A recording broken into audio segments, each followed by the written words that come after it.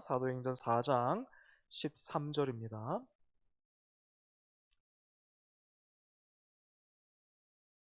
사도행전 4장 13절 한 절 우리 같이 읽겠습니다. 시작. 그들이 베드로와 요한이 담대하게 말함을 보고 그들을 본래 학문 없는 범인으로 알았다가 이상히 여기며 또 전에 예수와 함께 있던 줄도 알고. 아멘. 짧은 본문이지만 오늘 읽은 구절 보면 두 부류의 사람이 등장하고 있습니다. 이 두 부류가 13절에 어떻게 표현되고 있습니까? 한 부류는 그들이 이렇게 되어 있고, 또 다른 부류는 그들이와는 다르게 이름이 명확하게 딱 나와 있죠. 베드로와 요한, 즉 사도들입니다. 먼저 그들이라는 이 말로 묶여 있는 이 사람들의 정체를 생각해 보겠습니다. 우리가 지난주에 다뤘던 본문이죠. 4장 1절을 참고해 보면 이 그들 안에 누가 들어가 있습니까? 제사장들, 그리고 또 성전 경비를 맡은 사람들, 또 사두개인들 포함되어 있죠. 뿐만 아니고 4장 5절로 넘어가 보면 이 그들의 사람들이 더 이렇게 포함되어 있음을 알 수 있습니다. 여기에는 관리들과 장로들과 또 서기관들, 그리고 은퇴한 대제사장을 비롯한 현직 대제사장이 그들, 이 표현 안에 딱 묶여져 있습니다. 정리하자면 13절에 나오는 이 그들, 이 사람들은요, 당시 유대 사회 지도자들입니다. 유대 사회 지도자들이 총 포함되어 있는 것입니다. 이들은 가운데가 제일 낮은 부채꼴 모양의 극장 같은 곳에 모여서 높은 자리를 차지하고 두 사도를 내려다보고 있었습니다. 여러분, 그림 그려지시죠? 그죠? 부채꼴 같은 그런 원형 경기장의 높은 자리에 이들이 앉아있고 제일 낮은 곳에 사도가 있어요. 이런 상황을 놓고 보면 가장 아래에 있는 두 사도와 높은 자리를 차지하고 있는 이 사람들 중에 여러분 누가 성공한 사람입니까? 누가 더 영광스럽고 권위 있습니까? 당연히 높은 자리를 차지하고 내려다보고 있는 이 사람들이겠죠.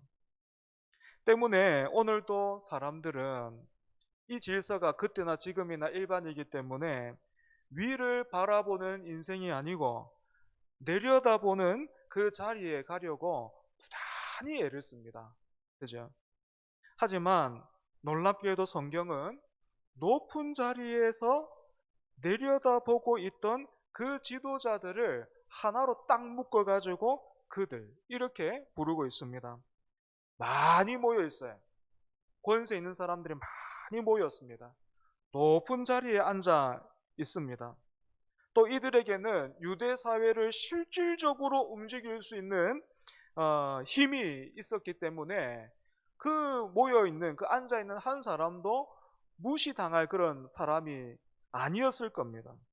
하지만 성경은 그런 사람들을 지금 딱 묶어가지고 무명으로 처리하고 있는 거야.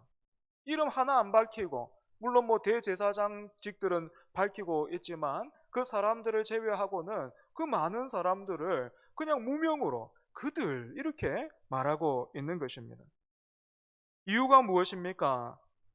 비록 이 땅에 태어나지 못했다 하더라도 안타깝게도 그 어머니 뱃속에서 그렇게 태어나지 못하는 그런 아이들이 있죠. 그죠? 그런데 그런 아이들조차도 어머니 뱃속에 딱 생기면 뭘 가집니까? 이름을 가집니다. 태명을 가져요. 그죠? 그리고 그 아이들이 세상에 딱 나오는 순간 이제 평생 가지고 살 이름을 딱 가지게 되죠. 그죠?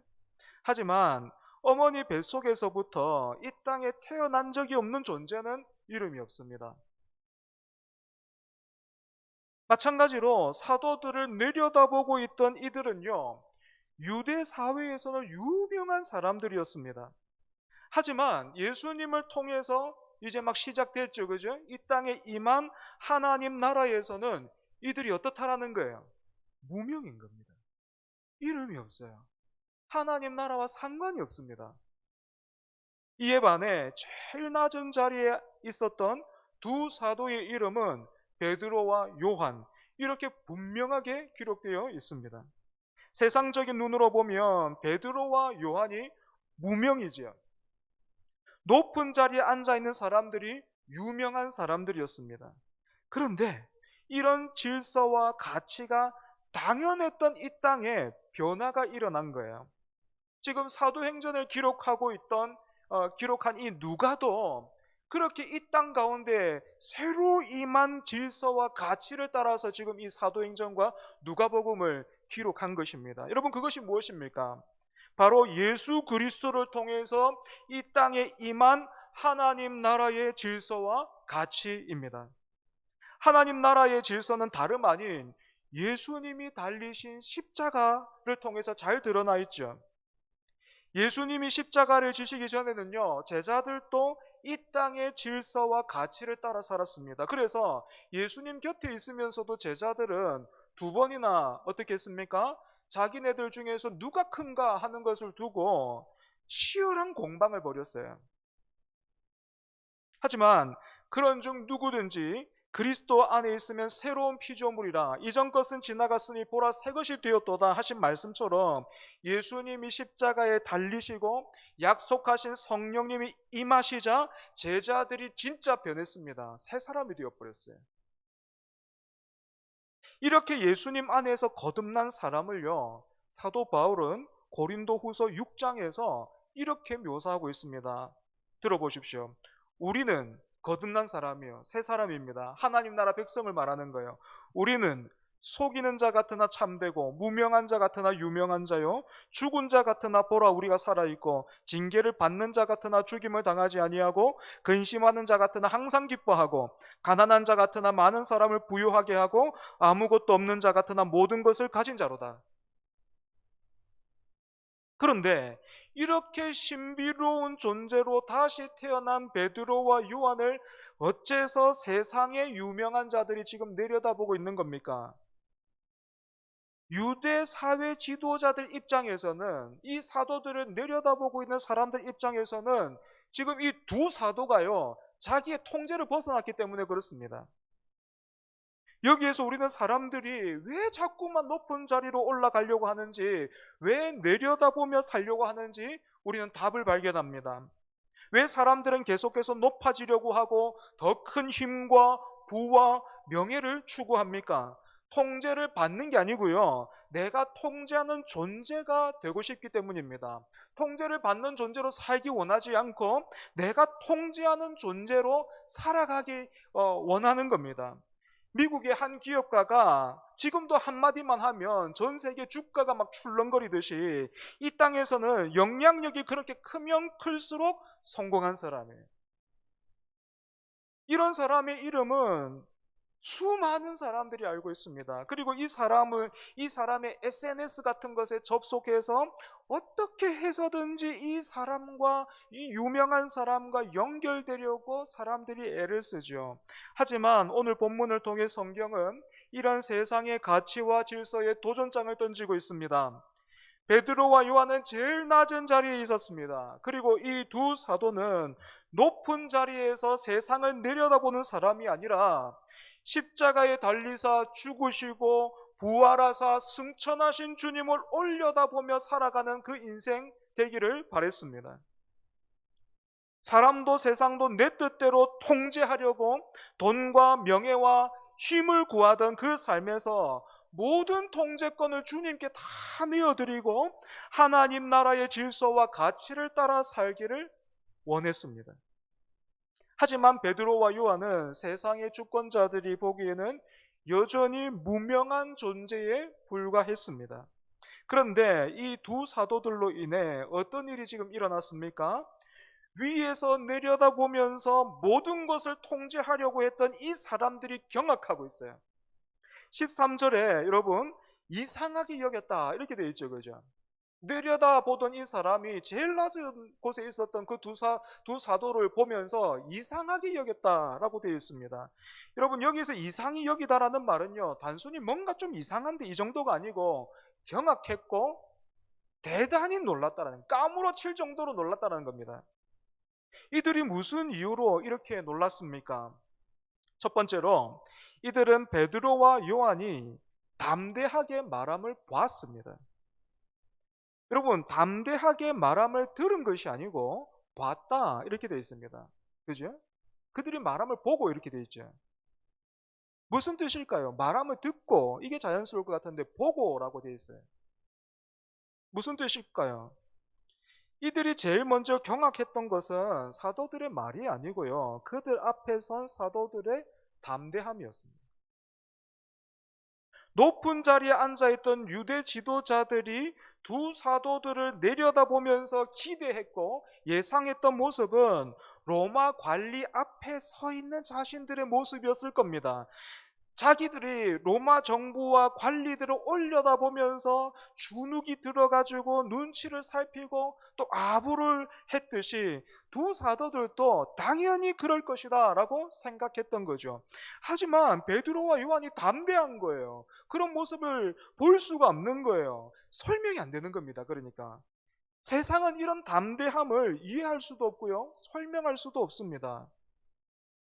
때문에 지금 이들이 유대 종교의 옷은 입고 있지만 뭐 제사장이요, 어떤 그런 율법을 연구하는 사람들의 그 학자들의 그런 옷을 입고는 있어요.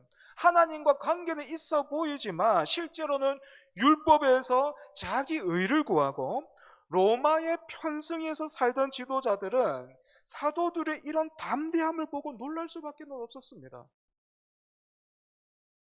그렇다면 여러분, 베드로와 요한은 어떻게 담대할 수 있었을까요? 먼저는 지난주에 다뤘던 8절의 말씀을 우리가 다시 기억할 필요가 있습니다. 이에 베드로가 성령이 충만하여, 이렇게 되어 있어요. 두 사도가 세상의 권력과 압박 속에서도 담대할 수 있었던 것은 성령으로 충만했기 때문입니다. 성령으로 충만했다라는 이 말은 무당이 신내림을 받거나 눈앞의 현실을 망각하게 만드는 무아지경에 빠진 어떤 그런 상황으로 오해해서는 안 될 겁니다. 오히려 여러분, 성령 충만은요, 참된 것을 보게 만드는 겁니다. 성령 충만은 무아지경에 빠지는 게 아니에요. 뭔가 막 이렇게 신비한 어떤 그런 것들을 경험하는 뭐 그런 부분들도 하나님이 원하시면 주시겠지만, 여러분 그것보다요, 성령 충만하면요 참된 걸 보게 되는 거예요. 사실을 보게 되는 겁니다. 진리를 보게 되는 겁니다. 성령 충만은 우리를 참된 영광과 진리 앞으로 인도합니다. 그래서 성령 충만은 우리를 위해 이 땅에 오시고 죽으시고 부활하사 다시 오시마 하신 예수님께로 인도하는 거예요.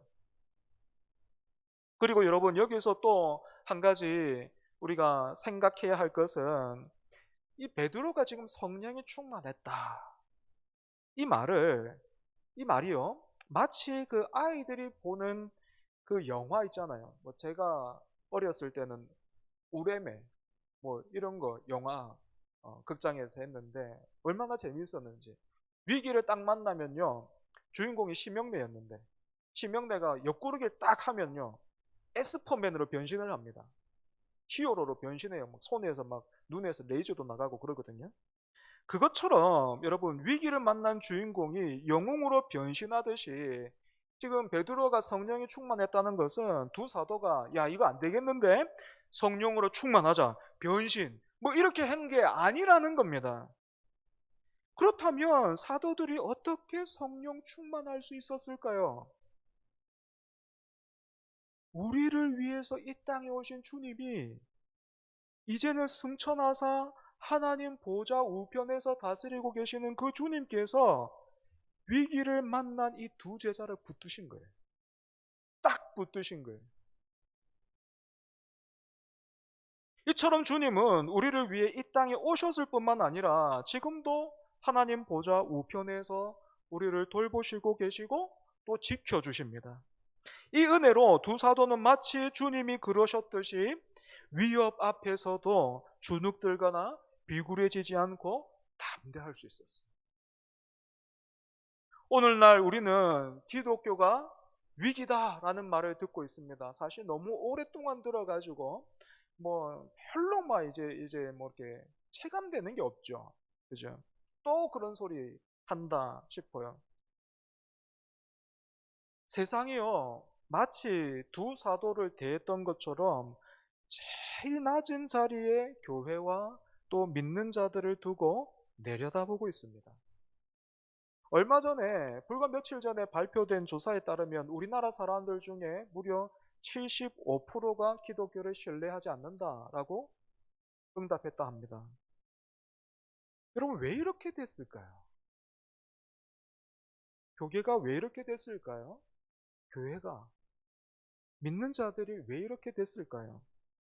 기독교를 깔보고 조소하는 세상에 문제가 있는 게 아니고 두 사도에게 있었던 이 설명할 수 없는 담대함이 더 이상 믿는 자들에게 또 교회에 보이지 않기 때문은 아니겠습니까?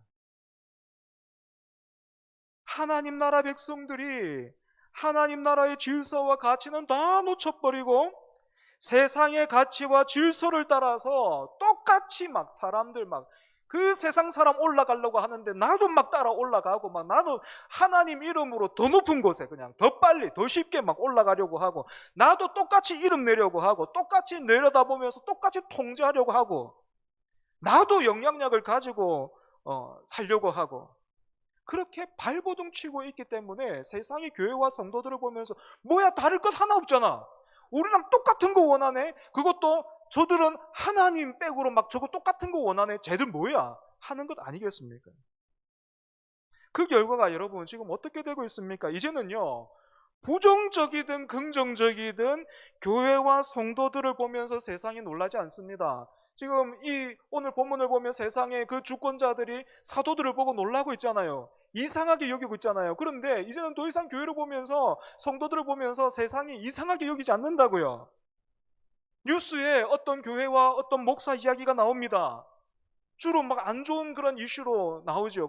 그러면 사람들이 이제 이렇게 경악하지도 않아요. 뭐야, 교회도 저래? 뭐야, 목사도 저렇단 말이야? 안 놀라요. 안 놀라요. 어떻게 합니까? 어떤 반응을 보입니까? 또 교회고 또 목사네. 비웃습니다. 그럼에도 불구하고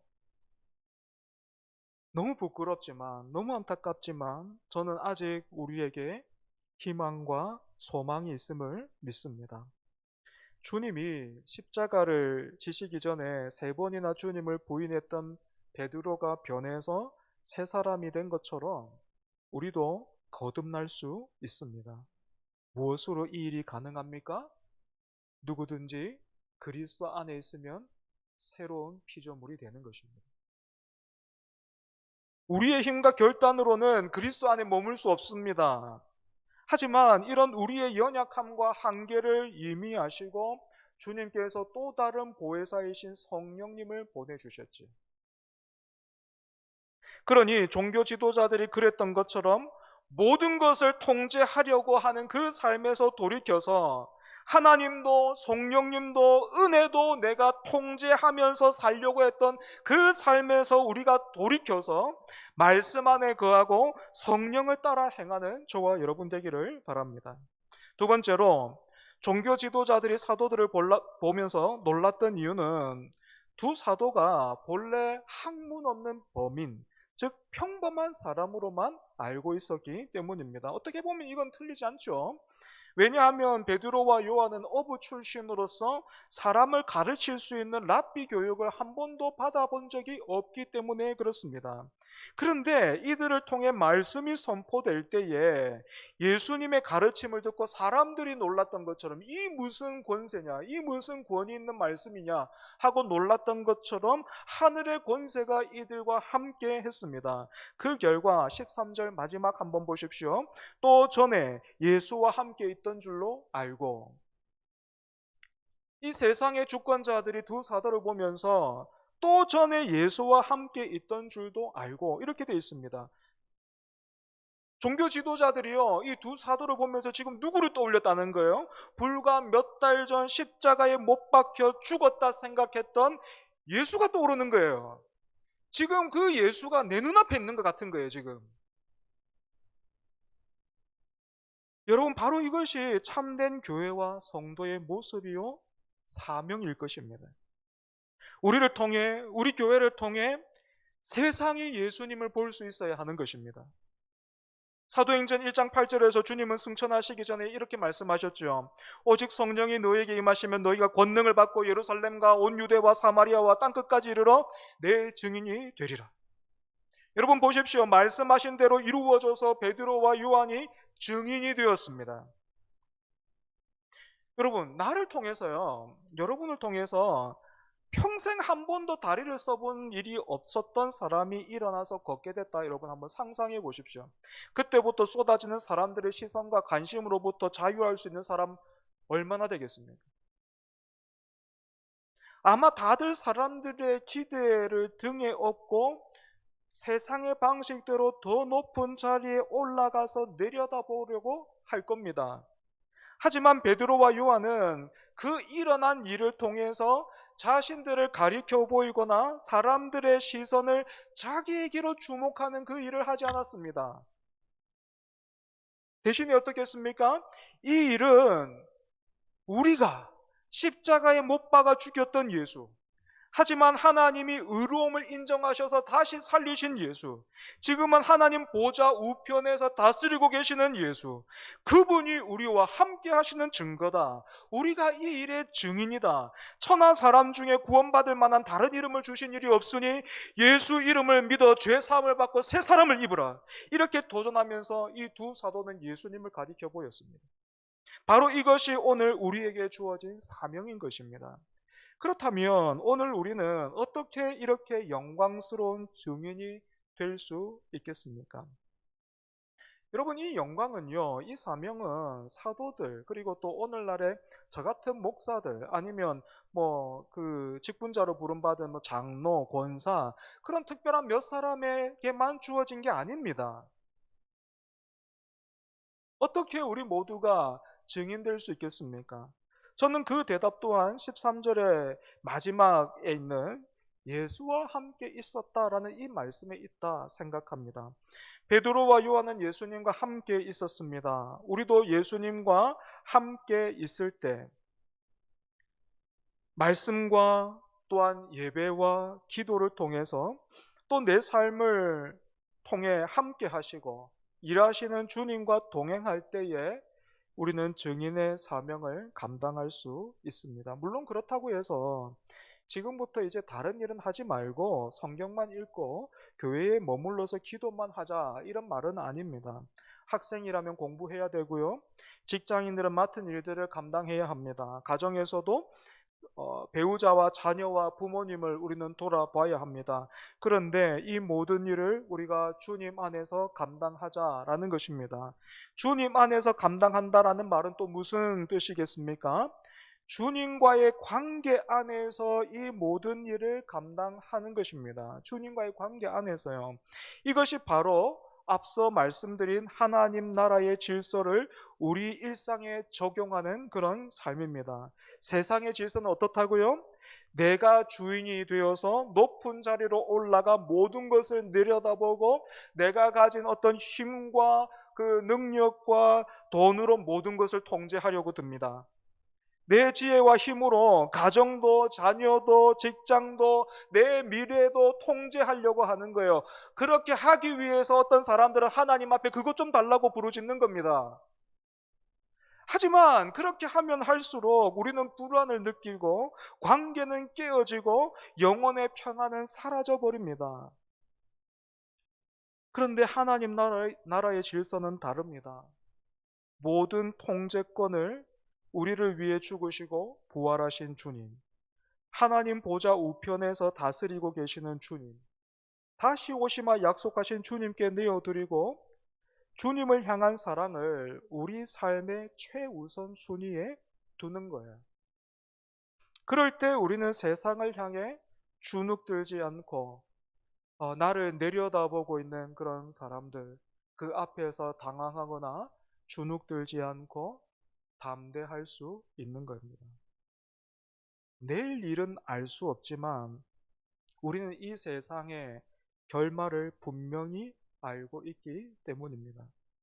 관계에 있어서도요, 나보다도 나를 더 사랑하시는 주님께 우리 자신뿐만 아니고 내 자녀도 맡겨드리고 계속해서 우리가 주님을 가리켜 보이는 그 증인으로서 살아낼 때에 존중과 위로와 사랑이 그 관계 안에서 꼽히는 겁니다.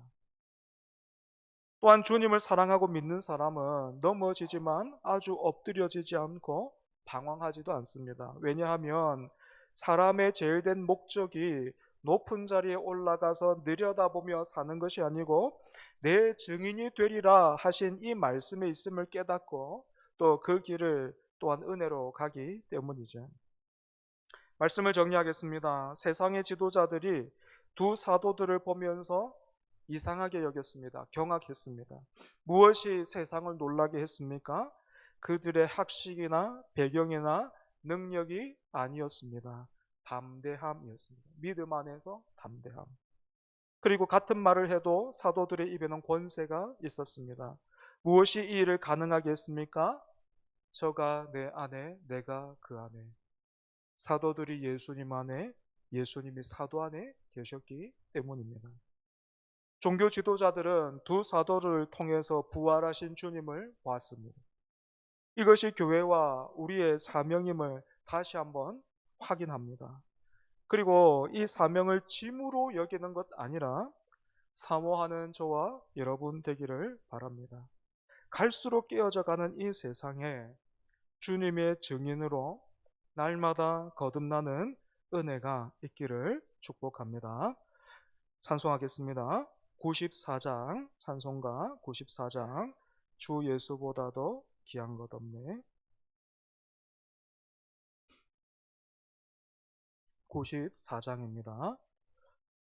주 예수보다 더 귀한 것은 없네.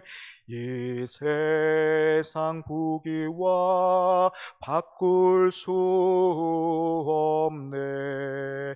영 죽은 내 대신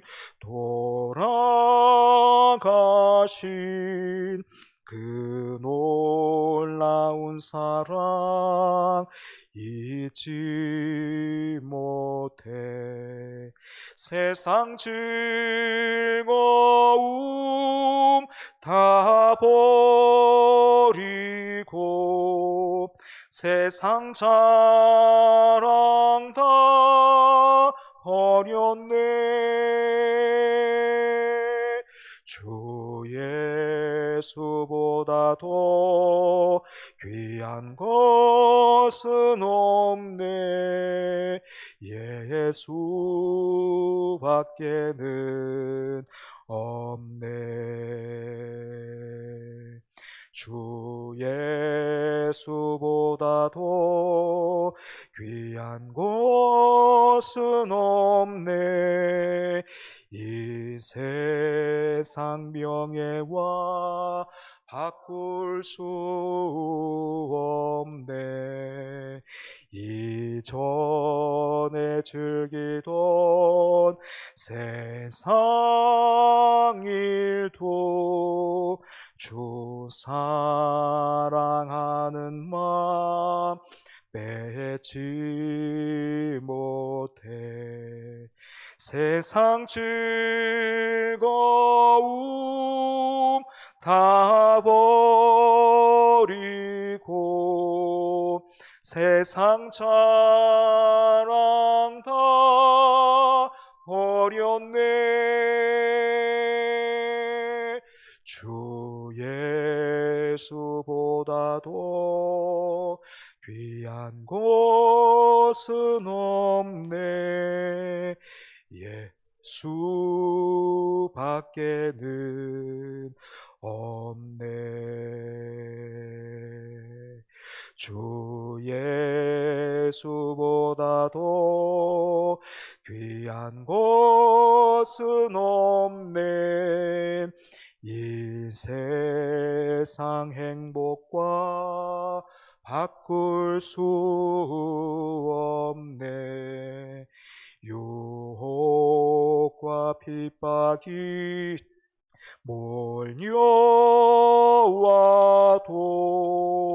주 섬기는 내 맘 변치 않아.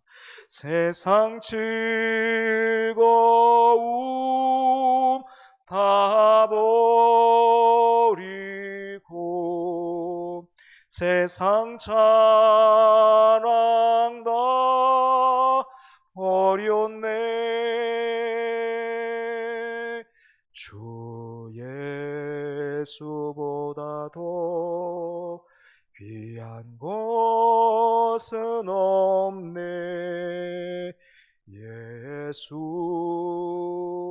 예수밖에는 없네.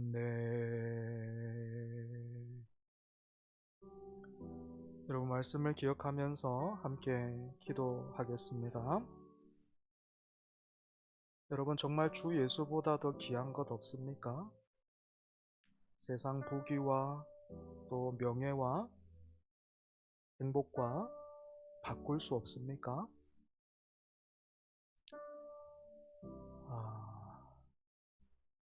이 고백을 반대하지는 않지만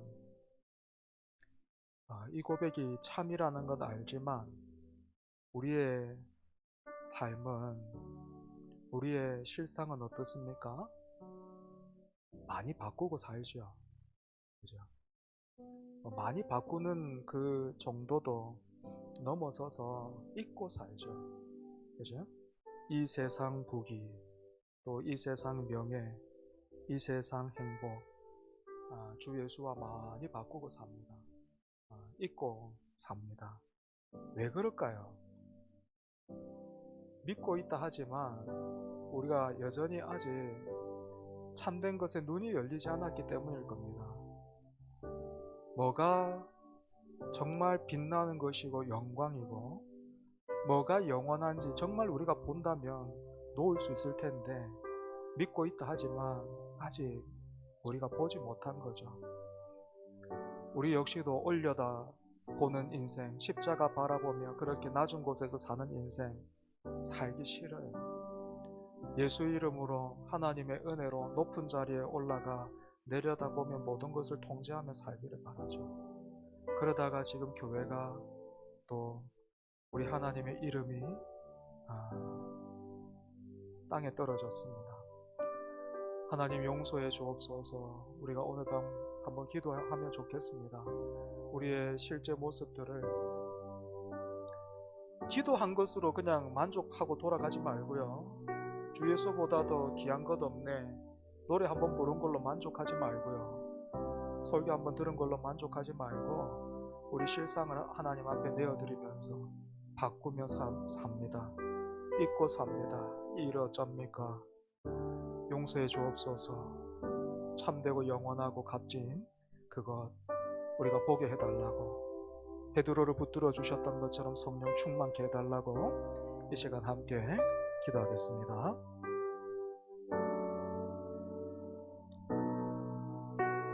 아버지 하나님, 아버지 하나님, 세상이 보기에 무명이었던 사도들이 세상의 권세 앞에 당당하게 서서 세상이 그들을 보며 하나님 경악해하고 이상하게 여겼던, 이게 꾸며낸 이야기가 아니고 실제로 있었던 이야기고, 이것이 참된 그 교회의 영광이며 믿는 자들의 그 모습인데, 하나님,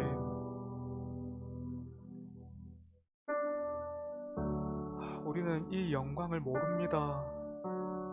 하나님, 우리는 이런 담대함을 알지 못합니다. 그리고 보지 못하고 알지 못하고 멀어지고 식어져 있음에도 불구하고 하나님, 우리의 마음이 움직이지를 않습니다. 전 국민의 75%가 이제는 교회, 예수 믿는다고 하는 너희들 못 믿겠다 말하지만 하나님 충격받지 않습니다. 우리는 안타깝지 않습니다. 우리는 마음 아프지 않습니다. 오히려 못 믿겠다라고 말하는 그 사람들을 향해 우리도 조소할 뿐입니다. 주 예수보다 더 귀한 것 없네. 이 세상 부귀와 세상 명예와 세상 행복과 바꿀 수 없네. 예수밖에는 없네. 하나님 노래는 불렀는데 실제로 내 삶을 가만히 들여다보면 아니요, 바꾸며 삽니다. 바꾸며 사는 정도가 아니라 하나님 까맣게 잊고 삽니다. 안 믿는 사람과 똑같습니다. 하나님을 모르는 사람과 성경을 읽지 않는 사람과 우리가 똑같습니다. 그럼에도 불구하고 하나님 가끔 기억날 때만 주 예수보다 더 귀한 것 없네 노래 부르고, 또 노래 부른 내 모습을 보면서 스스로 위안하고 이걸로 됐다, 하나님 그렇게 스스로 위로합니다. 주여, 주여, 주여. 그런즉 누구든지 그리스도 안에 있으면 새로운 피조물이라. 이전 것은 지나갔으니 보라 새 것이 되었도다. 우리가 주님 안에 거하게 하여 주옵소서. 우리가 참으로 주님 안에 거하게 하여 주옵소서. 우리가 모든 것을 통제하고 모든 것을 하나님 내 뜻대로 다스리며 살려고 했던 그 삶에서 돌이켜 그리스도 안에 거하게 하여 주옵소서. 그리스도 안에 거하게 하여 주옵소서. 내가 그 안에, 그가 내 안에. 주여, 우리가 그리 살게 하여 주시옵소서. 그래서 베드로와 요한을 통해서 그 세상의 주권자들이 예수와 함께 있구나 하는 것을 봤던 것처럼, 그것이 우리의 사명일진데, 그것이 우리의 영광일진데, 주여 그 사명 잘 감당하게 하여 주옵소서.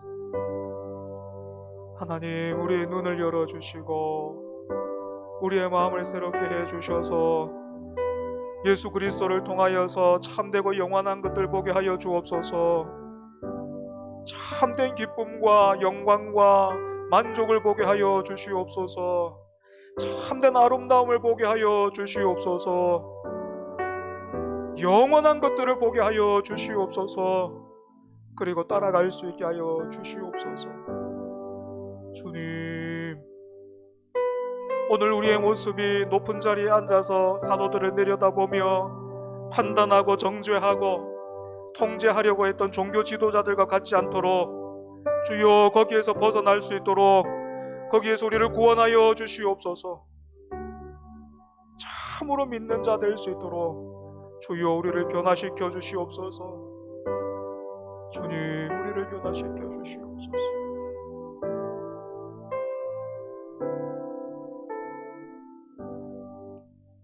다시 한번 기도하겠습니다. 전쟁의 소문을 듣고 있습니다. 많은 사람들이 목숨을 잃고 있지요. 심지어 거기에 어린 생명들도 포함되어 있습니다. 각자가 명분을 내세우고는 있지만 사실 그 모든 것이 욕심에 불과할 텐데, 하나님, 이런 우리를 용서하여 주옵소서. 그리고 전쟁이 확전되지 않도록 굽어 살펴 주옵소서. 이 나라 이 민족도 긍휼히 여겨주셔서 복잡한 국제 정세 속에서 헛디디지 않게 해주시고 내부적인 갈등의 골이 더 깊어지지 않고 화목으로 나아갈 수 있게 해달라고 이 시간 함께 기도하겠습니다. 하나님 아버지, 주님께서 말씀하신 것처럼 마지막 때가 되면 전쟁과 난리의 소문을 듣게 될 것이다, 기근이 있을 것이다 말씀하신 것처럼 하나님, 그 마지막 때가 성큼 다가와서 우리가 그 때를 살아가고 있음을 하나님 듣고 보고 있습니다. 아버지, 지금 이란과 이스라엘 그리고 미국, 하나님, 저 중동 지역에 아버지 전쟁이 일어났습니다. 많은 사람들이 목숨을 잃고 있습니다. 하나님, 싸우는데 다 명분이 있죠. 각자가 명분과 이유를 내세우고는 있지만 모두가 다 욕심에 불과한데, 힘 있는 사람, 그 이기적인 그 마음에 하나님, 얼마나 많은 사람들이 지금 희생되고 있는지요. 아무 죄 없는 어린 생명들도 하나님, 그 속에서 희생당하고 있습니다. 하나님이 이 일을 기뻐하실 리가 없는데, 하나님 이 일 슬퍼하실 뿐만 아니라 분명히 심판하실 것인데, 하나님, 인간이 얼마나 악한지, 명분만 조금 있으면 남을 때려서라도, 라멕이 그랬던 것처럼 내가 상처가 입으면 내가 조금 받은 상처에 가서 그 사람을 죽일 정도로, 라멕과 같이 하나님, 명분이 있으면, 나한테 힘이 있으면, 내가 얻을 유익이 있으면 가차없이 하나님 그렇게 서로를 대하는, 하나님, 이 땅에서 사람들이 희생되어 가고 있습니다. 하나님의 형상들이 아버지 희생되고 있습니다. 주여, 이런 우리를 용서하여 주시옵소서. 아버지, 명분을 따라 살아가고 욕심 따라 살아가며 주님, 이렇게 폭력을 행사하고 전쟁을 일으키고 싸워대는 하나님, 우리를 용서하여 주시옵소서. 아버지, 전쟁이 더 확산되지 않도록 굽어 살펴 주시옵소서. 주님, 뿐만 아니라 이 나라 이민족도 하나님 불쌍히 여겨 주시옵소서. 더 복잡해지고 있는 이 국제 정세 속에서 하나님, 헛디디지 않도록 아버지 지켜 주옵소서. 위정자들에게 하나님 지혜 주시고, 아버지, 뿐만 아니라 우리나라 내부적으로 보면 지금 서로 총과 칼만 안 들었지, 이념 전쟁으로 인해서, 또 세대 간의 그 갈등의 골로 인해서 전쟁과 다름없는 하나님, 그 갈라진 이 한반도 안에 또 갈라지고 있는 하나님, 그런 상황 우리가 살아가고 있습니다. 주님, 우리를 긍휼히 여겨 주시옵소서. 우리를 불쌍히 여겨 주시옵소서. 하나님, 교회도, 예수 믿는 사람들도 하나님, 이 이념을 뛰어넘지 못하고 아버지 걸려 넘어지고 있습니다. 주님, 복음의 능력을 다시 한번 교회가 회복하게 하시고, 또한 믿는 자들이 하나님 화목제물 되어서 주여, 이 나라 이민족을 위해 기도하고, 또한 그 갈등의 골을 메워가는 아버지, 주님 닮은, 주님이 막힌 담을 다 허셨듯이 아버지, 그렇게 평화의 사도로서, 다리 놓는 사람들로서 주여, 우리가 그렇게 살아갈 수 있도록 하나님 은혜 더하여 주시옵소서. 우리 한 번만 더 기도하겠습니다. 지난 주일부터 초장 모임 그리고 또 제자 훈련 시작했습니다. 모임에 큰 은혜 주옵소서 기도하고요.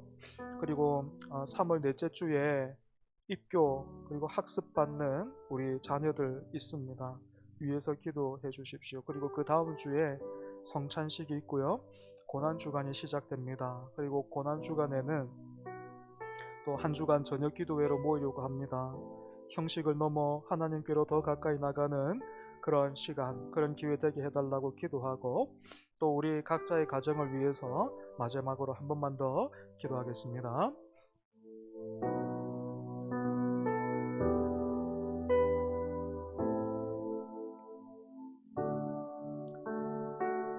하나님 하나님 아버지, 교회를 위해서 기도합니다.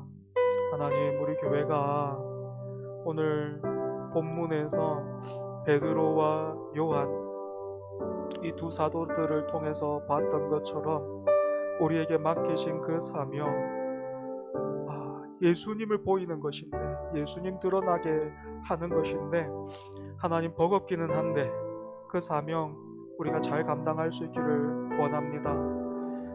세상에서 우리가 무명이어도 좋습니다. 우리 교회가 이름이 알려지지 않아도 얼마든지 좋습니다. 하지만 하나님, 이 주신 사명 우리가 잘 감당할 수 있기를 원합니다. 주님을 드러내고 주님을 가리켜 보이는 그런 교회, 그리고 또 성도들 되게 하여 주옵소서. 지난 주일부터 하나님 초장 모임 시작했습니다. 아버지, 초장지기들 하나님 은혜 가운데 붙들어 주옵소서. 모임을 인도할 때에 지혜 더하여 주옵소서. 하나님, 초장원들을 섬기고 사랑하는 그 마음도 허락하여 주시옵소서. 또한 초장 모임을 통해서 말씀을 묵상하고 하나님 곱씹을 때에 은혜가 깊어지게 하여 주옵소서. 두세 사람이 모인 곳에 우리 주님 함께 하신다 하셨으니 함께 하시는 주님을 누리는 큰 은혜가 있기를 원합니다. 하나님, 또 지난 주일부터 우리 교회 하나님 나라 제자 훈련 1기 아버지 시작했습니다. 하나님, 첫걸음 이제 겨우 한 걸음 내딛었습니다. 아버지 하나님, 우리가 걸음걸음 주님 따라가게 하여 주시고, 아버지 하나님, 걸음걸음 하나님 나라 백성으로서 아버지 성숙해져 갈 수 있도록 주여 붙들어 주시옵소서.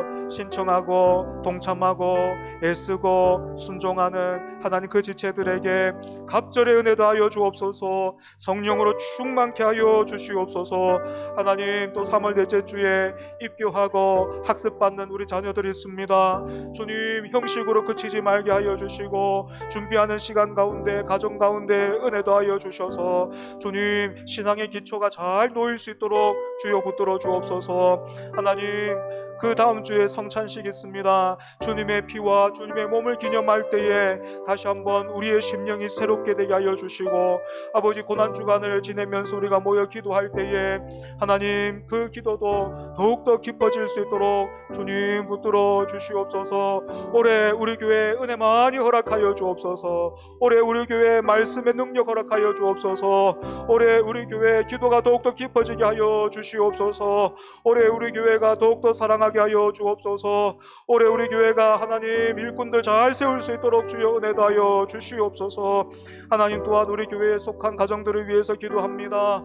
하나님, 각 가정 가운데 주님 영육의 강건함을 더하여 주시옵소서. 아버지, 예배하는 공동체 되게 하여 주옵소서. 하나님을 기쁘시게 하는 믿음 주셔서 하나님을 기쁘시게 하고 하나님을 즐거워하는 그런 가정 되게 하여 주옵소서. 각 가정에 가장을 붙들어 주시고 각 가정에 하나님 아내들을 붙들어 주시고 어머니를 붙들어 주셔서 아버지 하나님, 먼저 믿는 아버지 부모가 더욱더 하나님의 그 영광을 깨달아 알고 아버지 베드로와 요한처럼 그 가정에 설 수 있도록 주님 붙들어 주옵소서. 자녀를 노엽게 하는 것이 아니라 하나님의 말씀으로 바르게 양육하고 교훈할 수 있도록 주님 은혜도 하여 주시고, 하나님 가정에서 걸림돌이 아니라 디딤돌 될 수 있도록 주여 붙들어 주옵소서. 자녀들에게 하나님 지혜 주시고 아버지 좋은 만남들로 그 삶을 그 인생을 풍성하게 하시며 하나님 선한 길로 인도하여 주옵소서.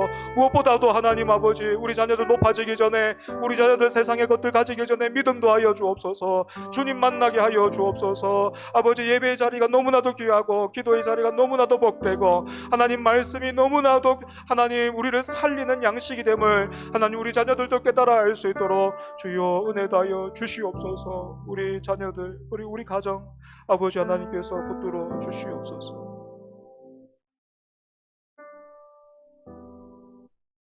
제가 기도하겠습니다. 하나님 아버지, 오늘 또 말씀을 통해서 기도의 제목들을 기로 올리게 해주시고 또한 함께 기도하게 하시니 감사합니다.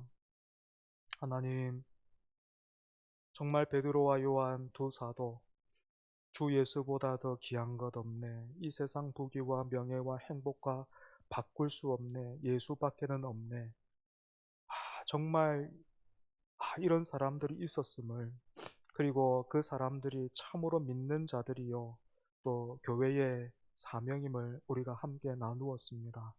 잊고 있었고 외면하고 있었고 미루고 있었던 우리를 하나님 용서하여 주시옵소서. 그래서 버겁기는 하지만 또 어렵기는 하지만 하나님, 우리 또한 그 사명 잘 감당할 수 있도록 우리에게도 성령 충만케 하여 주옵소서. 우리 영혼의 눈을 더욱더 밝혀 주옵소서. 우리의 영혼을 더욱더 새롭게 하여 주옵소서. 새살이 돋아난 것처럼 말씀을 통해서 예배의 자리에서, 기도의 자리에서 우리에게 다가와 속삭이시며 우리에게 좋은 것 주고자 하시는 그 하나님의 은혜의 손길을 누리는 우리들 되게 해 주셔서 참으로 이 세상 부귀 명예 행복 바꿀 수 없네, 그렇게 살아가는 우리 되게 하여 주옵소서. 전쟁의 소문을 듣고 있습니다. 더 이상 확전되지 않도록 주여 굽어 살펴 주시옵소서. 이 나라 이 민족도 하나님께서 불쌍히 여겨 주셔서 비록 총칼은 들고 있지 않지만 이념으로 인해 갈라지고 있는, 또 계층 간의 또 갈등으로 인해서 그렇게 갈등의 골이 깊어지고 있는 이 나라 이 백성들 하나님께서 돌아봐 주시고 긍휼히 여겨 주옵소서. 하나님, 이때에 믿는 자들이 하나님 다리 놓는 사람들 화목제물 되게 하여 주옵소서.